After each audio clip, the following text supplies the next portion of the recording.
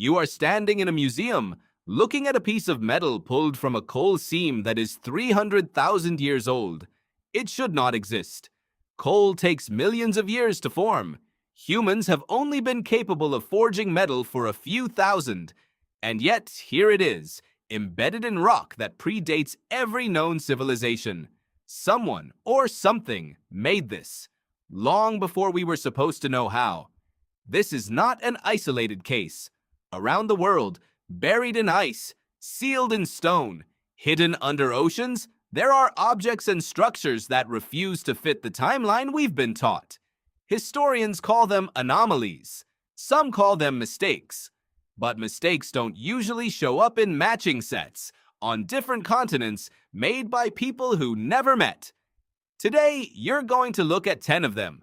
Not myths, not legends. Documented, physically real, sitting in museum drawers and excavation sites right now. And by the end, you'll understand why some scientists have quietly stopped calling them unexplained and started calling them inconvenient. Let's start underwater. Off the coast of Yonaguni, Japan, divers found a stone structure in 1986. Stepped terraces, straight edges, a shape that looks unmistakably like a ceremonial platform. The problem is depth.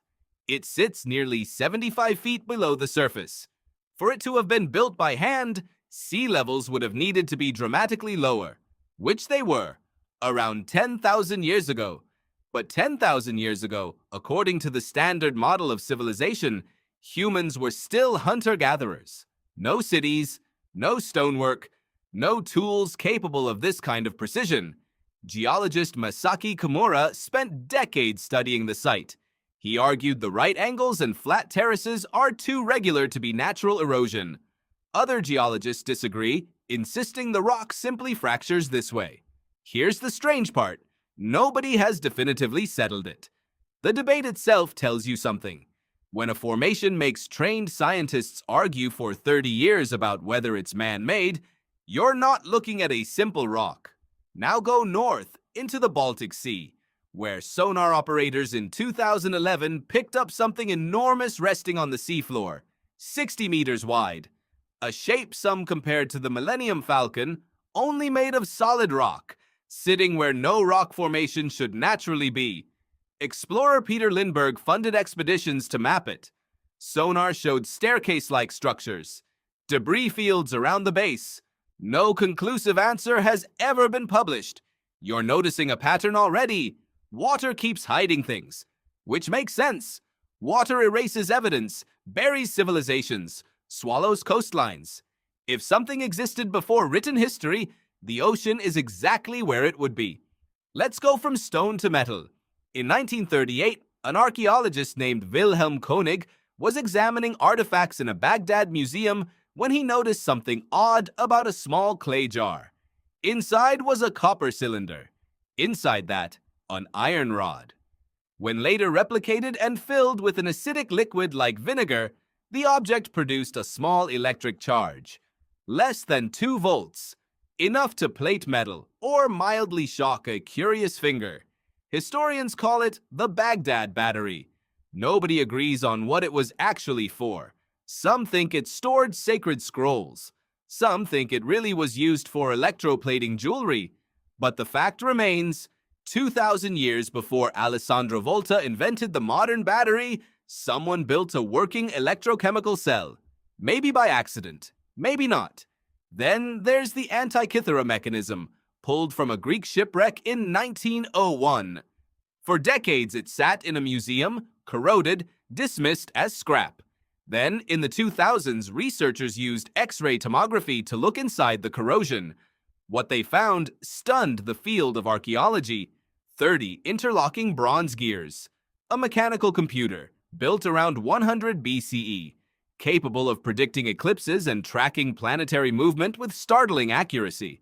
Physicist Derek de Solla Price spent years studying it and called it unlike anything else surviving from antiquity. Nothing of similar complexity appears again in the historical record for over 1,000 years. It's as if someone invented calculus, wrote it down once, and then the instructions were lost. Doesn't that bother you a little? That a civilization built something this advanced and it simply vanished. No successor, no upgrade, just silence for 1,000 years. Think about what that really means. Somewhere in the ancient Mediterranean, a workshop existed that understood gear ratios well enough to model the irregular orbit of the moon. That knowledge required observation, mathematics, and metallurgy working together at a level historians assumed didn't arrive until the Renaissance. And then it stopped. One shipwreck and an entire branch of human ingenuity sank with it, undiscovered for 2,000 years.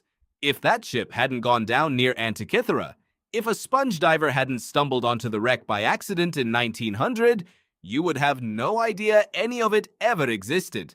How many other ships never got found? Now step onto land, into the mountains of Peru, where stones at Sacsayhuaman fit together so precisely you cannot slide a blade between them. No mortar. Blocks weighing over 100 tons, some with 12 or more angled faces, interlocked like a puzzle designed by someone with modern engineering knowledge and ancient tools. Conventional theory says bronze chisels and immense manpower. Possible. But experimental archaeologists who have tried to replicate similar joints with period tools report it takes exponentially longer than the timeline allows for. Halfway across the world, the same style of megalithic stonework appears in ancient Egypt, in the Osirian at Abydos. Massive granite blocks, precisely cut, using techniques that Egyptologists still debate. Different continents. No contact between these cultures. Same impossible precision. Coincidence happens once, maybe twice. When you're staring at 10 of them, you start asking a different question. Consider Puma Punku in Bolivia, sitting over 12,000 feet above sea level.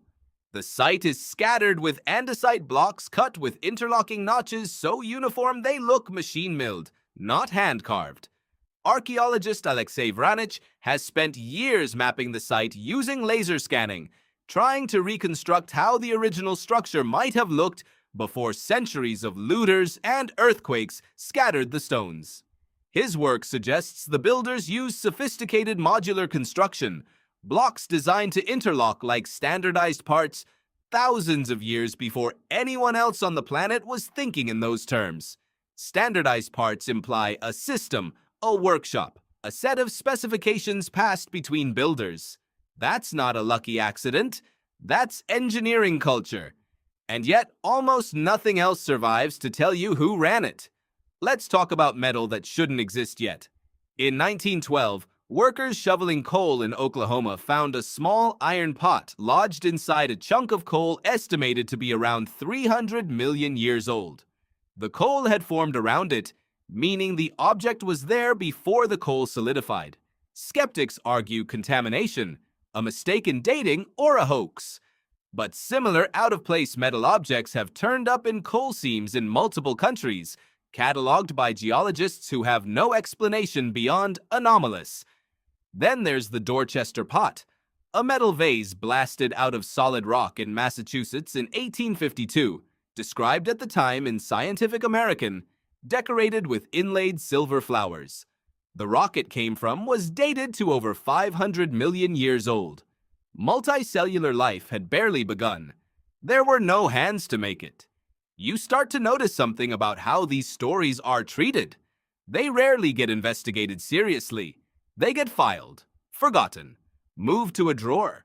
Because if even one of them is real, the entire timeline of human technological development needs to be rewritten, and most institutions built their careers on the existing timeline. Let's go bigger, literally. Beneath the ruins of Baalbek in Lebanon lies the Stone of the Pregnant Woman, a single quarried block weighing an estimated 1,000 tons. Nearby, another block, discovered more recently, is estimated at closer to 1,650 tons. To this day, no crane on Earth can lift that in one piece. Archaeologists agree the Romans built temples on top of this platform. Nobody agrees on who quarried and moved these specific foundation stones, or exactly how, given the tools available at the time. Anthropologist Jean-Pierre Adam attempted to calculate the manpower required using period-appropriate methods, and the numbers required tens of thousands of workers pulling in perfect coordination, an operation almost impossible to execute successfully with ropes and wooden rollers alone at that scale. Maybe they solved a problem we haven't figured out how to solve without electricity.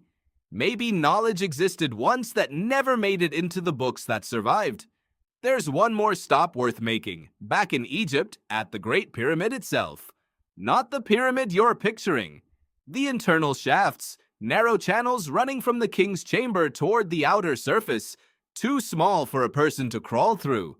In the 1990s, a robotics engineer named Rudolf Gantenbrink sent a small robot up one of these shafts and found it sealed by a stone door, complete with 2 copper handles, still fitted in place after roughly 4,000 years. Nobody has ever definitively explained what's behind it, or why a shaft aimed with near-perfect precision at a specific star would need a locked door with handles nobody was meant to use again. Every few years, a new scan reignites the same debate, and every few years, it goes unresolved again. Because that's the real theme running through every one of these 10 discoveries. Not aliens, not magic.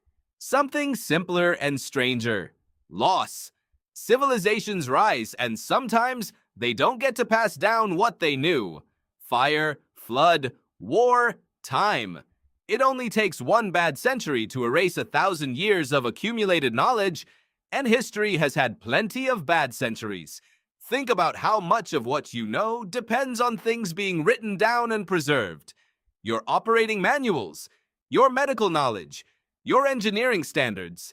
If your civilization vanished tomorrow, how much of it would survive 10,000 years underwater, or buried under a mudslide, or lost when the last person who understood it died without teaching anyone else? You've now walked through 10 of them. A stepped platform under the Pacific, a mystery shape under the Baltic, a jar that generates electricity, a bronze computer that predicted eclipses, interlocking stones no blade can slip between, modular blocks cut like machine parts high in the Andes, metal pulled from coal older than the dinosaurs, a vase blasted out of half-billion-year-old rock, stones heavier than anything modern cranes can lift, and a locked door 4,000 years old that no one has ever fully opened. 10 separate puzzles, 10 separate continents and centuries, all pointing at the same uncomfortable gap in the story you were taught. That's what these 10 discoveries are actually telling you. Not a story about ancient aliens, a warning about fragility. Knowledge is not permanent just because it feels permanent to you right now. It is only ever one gap away from disappearing completely, the way it seems to have disappeared before.